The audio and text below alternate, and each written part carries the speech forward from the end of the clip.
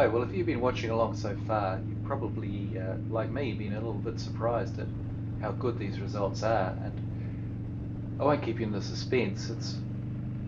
This is a couple of devices like little small dead cat microphone sleeves, except it's just a little sticker that you put over the microphone slots on your GoPro or your DSLR or whatever kind of device that you've got.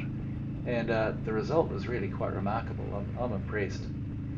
The cost in New Zealand is in the 20s, mid $20 range. I paid $23.95.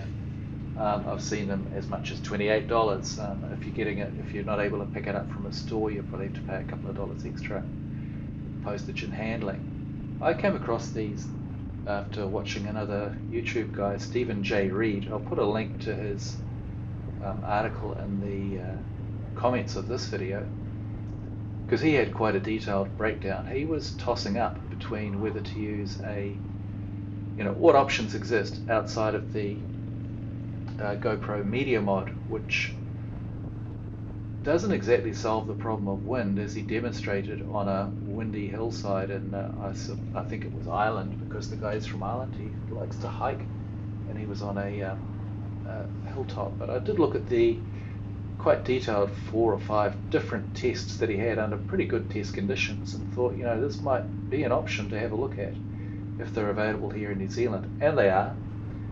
And I'm very, very glad that I went and bought this, because it has pretty much made a complete difference to how I was thinking that filming and presenting GoPro videos is going to be, because even at like motorway speeds at 100, 110 or so, the wind noise is pretty negligible, and it's certainly less than what I was getting previously on the Sena 10C Pro, which was the camera device that I was using up until this point. Now I'll still use that. It's a good communicator and a little backup